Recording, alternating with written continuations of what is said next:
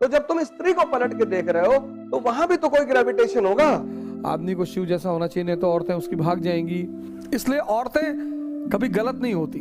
वो भस्मासुर तुम्हारी भाभी को परेशान कर रहा है, बोले यार ताकतवर बनो, रिस्पेक्ट करो औरतों की। लेकिन आज तक किसी ने कहते हुए देखा नहीं। तुम सोचो, इमेजिन करो, सिर्फ दुनिया में पुरुष हैं, औरतें नहीं है। आइडिया ऐसा मूव कर रहा है कि बुद्ध ने कहा कि हम अपने संघ में स्त्रियों को नहीं आने देंगे। कहा ना पहले। आनंद ने कहा क्यों? अरे बोले यार हर बात समझाई नहीं जाती और तुम समझ ना पाओगे, नहीं आने देंगे। उनकी मौसी ने कहा कि बेटा ऐसा ना करो, हम लोग को बुला लो संघ में। उस पे उन्होंने औरतों को परमिशन दे दी। अब जब दे दी तो बुद्ध ने कहा कि मेरा धम्म 1000 साल चलता। अब चूंकि स्त्रियां आ गई हैं तो सिर्फ 500 साल चलेगा।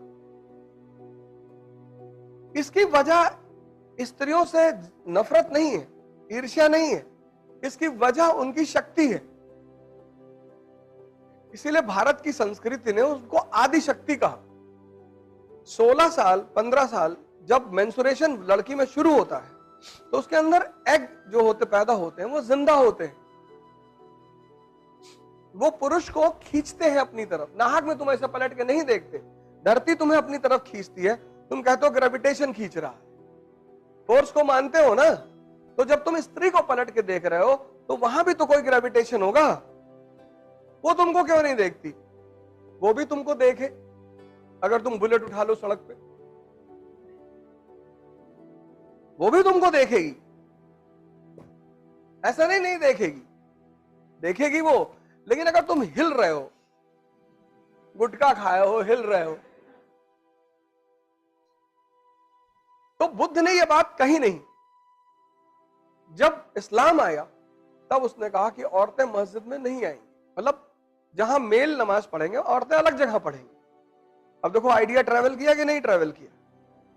जो काम बुद्ध ने नहीं कर पाए किसी भी दबाव में, वो काम इस्लाम ने किया। अब नया नया जो आदमी ध्यान करने जा रहा है,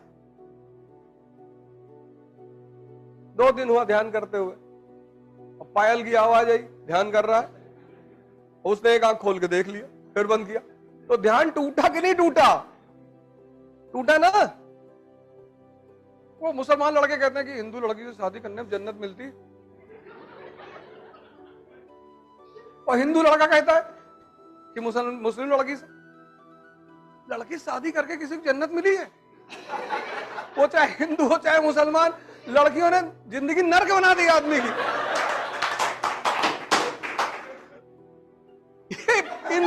इन बेवकूफों को कौन समझाए? उल्टा सीधा कॉन्सेप्ट दे रहा है, उल्टा सीधा। और अगर तुम उस कॉन्सेप्ट, अच्छा वो नरक बनाई क्यों? अगर स्त्री नहीं, भगवान ने स्त्री को इसीलिए बनाया अपने रिप्रेजेंटेटिव के रूप में। स्त्रियों का काम है पुरुष को सिविलाइज करना, सुधारना। अब 25 साल तक मां के हाथ का बना खाना खाया, मां ने खाना दिया, लौकी बना के 3 दिन उठा के फेंक दिया थाली कि डेली डेली लौकी दे रहे हो, दिमाग खराब है तुम्हारा। और बेचारी मां जाए, अच्छा बताओ क्या खाओगे? फिर गई, दोबारा बना के लाई, बोली लिए खा लो। अब 25 साल आदत खराब हो गई, 26 साल में शादी हो गई, पत्नी आई, फिर फेंक दिया थाली, फिर वो कूद के बैठ गई सीने लगी आराम ना, मर मर के खाना बना, बदतमीज खाना फेंक रहा। तो एक स्त्री बिगाड़ती है और दूसरी बनाती है। पत्नी का बहुत रोल है। तुम सोचो, इमेजिन करो, सिर्फ दुनिया में पुरुष हैं, औरतें नहीं हैं, तो चारों तरफ तुम्हें मर्द भी लगा दहला बकड़ खेलते हुए, कोई घर जाएगा?